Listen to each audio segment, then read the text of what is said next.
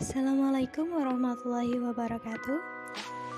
Di video ini saya akan membahas tentang pemilihan media. Jadi hal pertama yang akan kita bahas adalah kenapa sih kita harus belajar tentang pemilihan media? Nah, di sini ada dua alasan.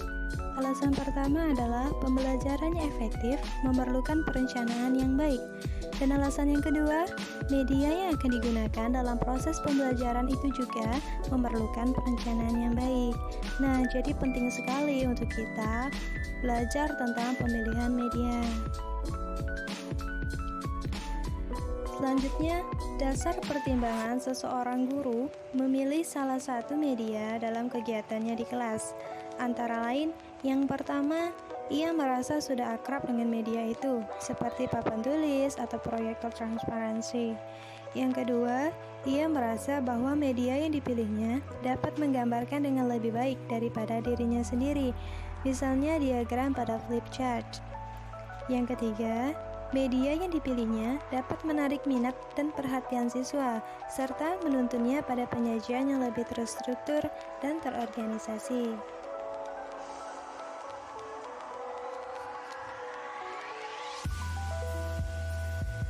Heinig dan kawan-kawan pada tahun 1982 mengajukan model perencanaan penggunaan media yang efektif yang dikenal dengan istilah ASHURE.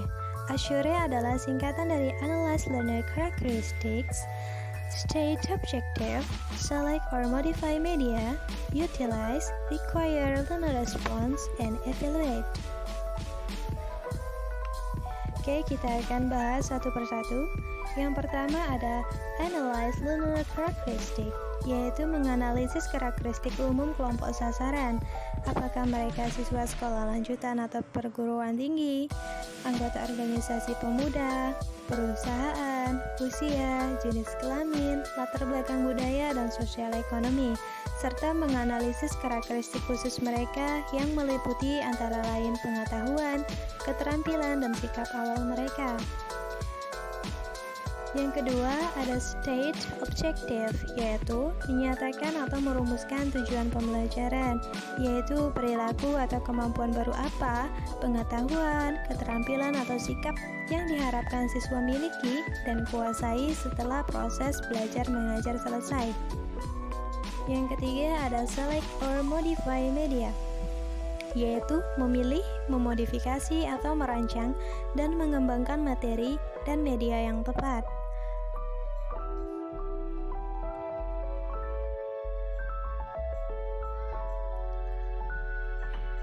Yang keempat ada Utilize atau menggunakan materi dan media. Setelah materi dan media yang tepat sudah dipilih, diperlukan persiapan bagaimana dan berapa banyak waktu diperlukan untuk menggunakannya. Oke, yang kelima ada Require Learner Response atau meminta tanggapan dari siswa. Guru sebaiknya mendorong siswa untuk memberikan respons dan umpan balik mengenai keefektifan proses belajar mengajar. Yang keenam ada Evaluate atau mengevaluasi proses belajar. Tujuan utama evaluasi di sini adalah untuk mengetahui tingkat pencapaian siswa mengenai tujuan pembelajaran, keefektifan media, pendekatan, dan guru sendiri. Faktor-faktor yang dipertimbangkan dalam pemilihan media.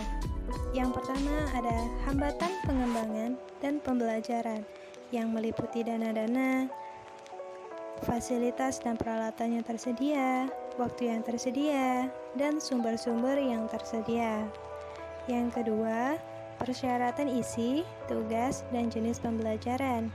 Isi pembelajaran beragam dari sisi tugas yang ingin dilakukan siswa, misalnya penghafalan, penerapan keterampilan, pengertian hubungan-hubungan, atau penalaran dan pemikiran tingkatan yang lebih tinggi. Yang ketiga, ada hambatan dari sisi siswa dengan mempertimbangkan kemampuan dan keterampilan awal, seperti membaca, mengetik, dan menggunakan komputer, dan karakteristik siswa lainnya. Yang keempat, pertimbangan lainnya, adalah tingkatan kesenangan dan keefektifan biaya. Yang kelima, ada kemampuan akomodasi. Di sini terbagi menjadi 4. Yang pertama, kemampuan mengakomodasikan penyajian stimulus yang tepat. Yang kedua, kemampuan mengakomodasikan respons siswa yang tepat. Yang ketiga, kemampuan mengakomodasikan umpan balik. Dan yang keempat, pemilihan media utama dan media sekunder untuk penyajian informasi atau stimulus dan untuk latihan dan tes. Yang keenam, media utama dan media sekunder. Media sekunder harus mendapat perhatian karena pembelajaran yang berhasil menggunakan media yang beragam. Prinsip-prinsip psikologis yang perlu mendapatkan pertimbangan dalam pemilihan media. Yang pertama, motivasi. Harus ada kebutuhan, minat, atau keinginan untuk belajar dari pihak siswa sebelum meminta perhatiannya untuk mengerjakan tugas dan latihan. Yang kedua, ada perbedaan individual. Siswa belajar dengan cara dan tingkat kecepatan yang berbeda-beda. Faktor-faktor seperti kemampuan intelijensia, tingkat pendidikan, kepribadian, dan gaya belajar mempengaruhi kemampuan dan kesiapan siswa untuk belajar. Yang ketiga, ada tujuan pembelajaran. Jika siswa diberitahukan apa yang diharapkan mereka pelajari melalui media pembelajaran itu, kesempatan untuk berhasil dalam pembelajaran semakin besar. Yang keempat, organisasi isi. Pembelajaran akan lebih mudah jika isi dan prosedur atau keterampilan fisik yang akan dipelajari diatur dan diorganisasikan ke dalam urutan-urutan yang bermakna. Yang kelima, persiapan sebelum belajar. Siswa sebaiknya telah menguasai secara baik pelajaran dasar atau memiliki pengalaman yang diperlukan secara memadai yang mungkin merupakan persyarat untuk menggunakan media dengan sukses. Yang keenam, emosi. Pembelajaran yang melibatkan emosi dan perasaan pribadi serta kecakapan amat berpengaruh dan bertahan. Media pembelajaran adalah cara yang sangat baik untuk menghasilkan respons emosional seperti takut, cemas, empati, cinta kasih, dan kesenangan. Yang ketujuh, partisipasi. Agar pembelajaran berlangsung dengan baik, seorang siswa harus menginternalisasi informasi, tidak sekedar diberitahukan kepadanya. Yang kedelapan, umpan balik. Hasil belajar dapat meningkat apabila secara berkala siswa diinformasikan kemajuan belajarnya. Yang kesembilan, penguatan. Apabila siswa berhasil belajar, ia didorong untuk terus belajar. Pembelajaran yang didorong oleh keberhasilan amat bermanfaat, dapat membantu kepercayaan diri, dan secara positif mempengaruhi perilaku di masa-masa yang akan datang. Yang ke-10, latihan dan pengulangan. Sesuatu hal baru jarang sekali dapat dipelajari secara efektif hanya dengan sekali jalan.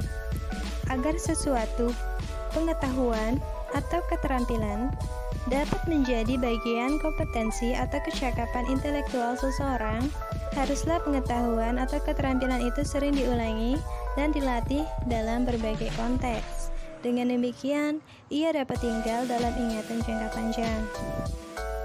Yang ke-11, penerapan. Hasil belajar yang diinginkan adalah meningkatkan kemampuan seseorang untuk menerapkan atau mentransfer hasil belajar pada masalah atau situasi baru. Kriteria yang harus diperhatikan.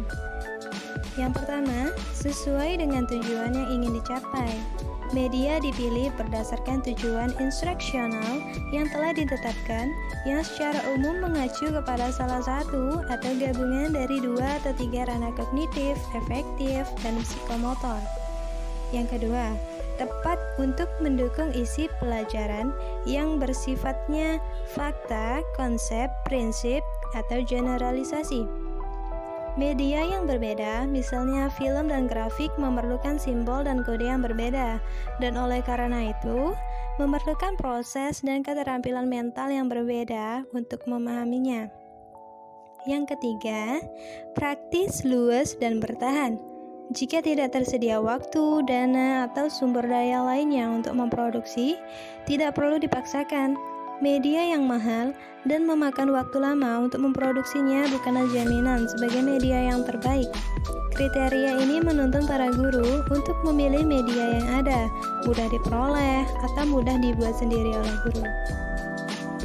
Yang keempat, guru terampil menggunakannya.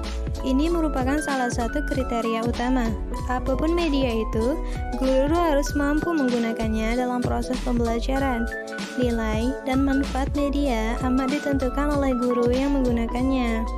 OHP, proyektor slide dan film, komputer, dan peralatan canggih lainnya tidak akan mempunyai arti apa-apa jika guru belum dapat menggunakannya dalam proses pembelajaran sebagai upaya mempertinggi mutu dan hasil belajar.